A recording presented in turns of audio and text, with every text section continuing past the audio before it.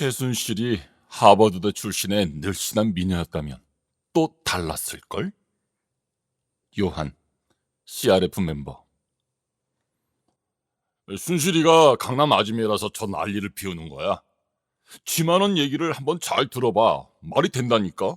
틀린 얘기가 아니야. 문재인이 지가 뭔 경제를 알아.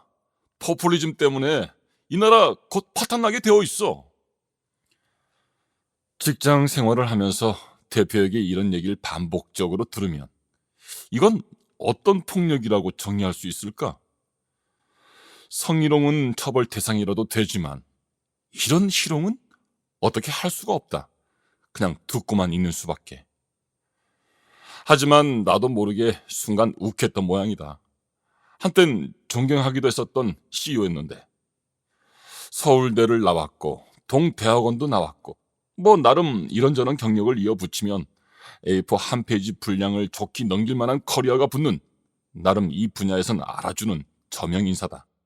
비록 직원들을 족쳐서 써낸 글이긴 하지만 줘서도 10여 권이나 된다.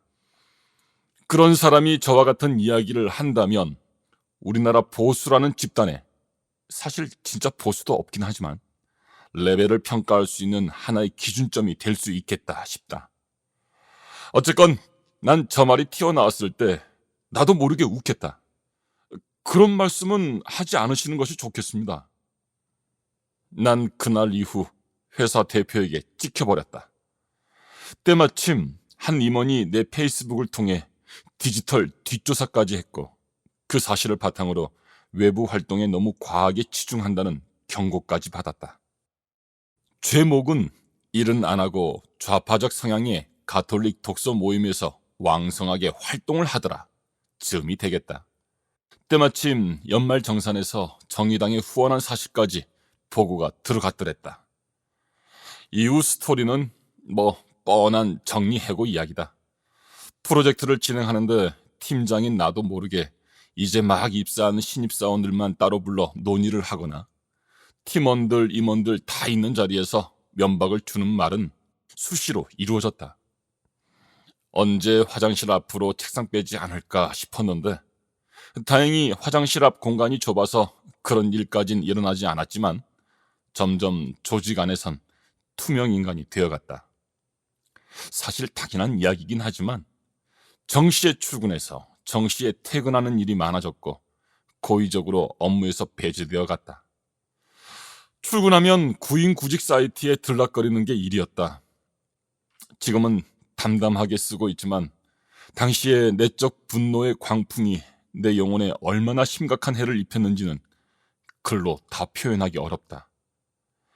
결국 난 사표를 내기엔 매우 위험한 나이임에도 사표를 낼 수밖에 없었다.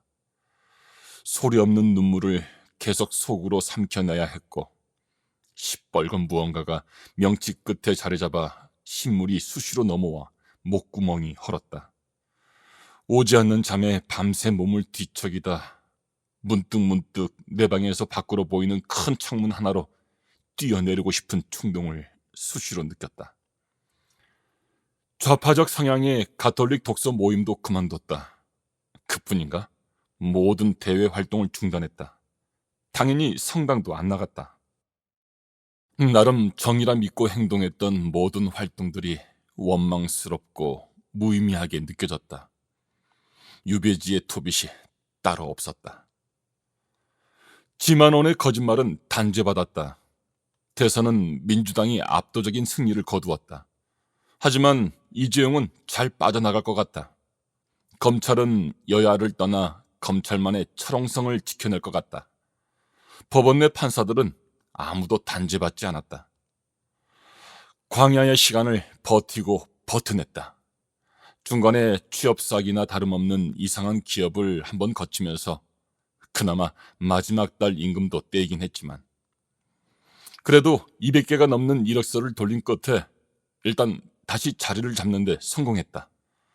구덩이에 버려졌던 요셉처럼 이를 악물고 버텨낸 결과다.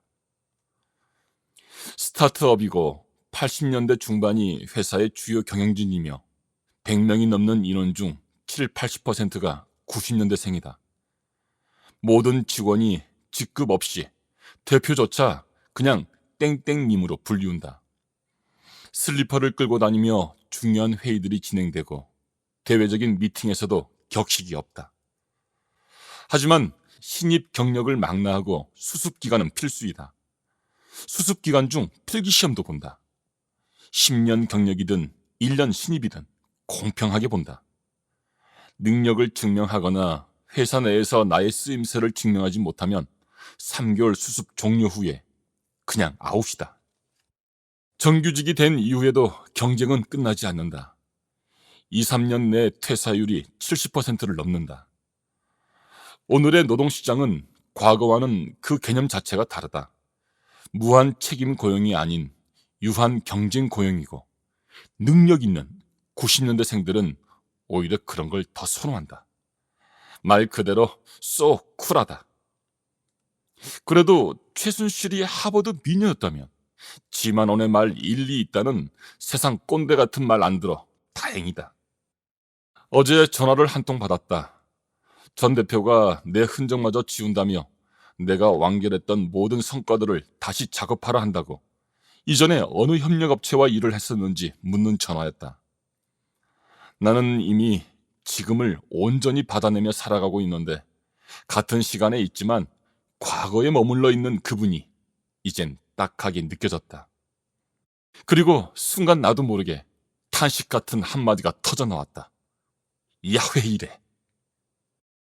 생존. 이젠 나에겐 이 말 자체가 정의이고 평화다. 그러므로 너희는 무엇을 먹을까? 무엇을 마실까? 무엇을 차려입을까? 하며 걱정하지 마라. 이런 것들은 모두 다른 민족들이 애써 찾는 것이다. 하늘의 너희 아버지께서는 이 모든 것이 너희에게 필요함을 아신다. 너희는 먼저 하느님의 나라와 그분의 의로움을 찾아라. 그러면 이 모든 것도 곁들여 받게 될 것이다. 그러므로 내일을 걱정하지 마라. 내일 걱정은 내일이 할 것이다. 그날 고생은 그날로 충분하다. 마태 6장 31절에서 34절.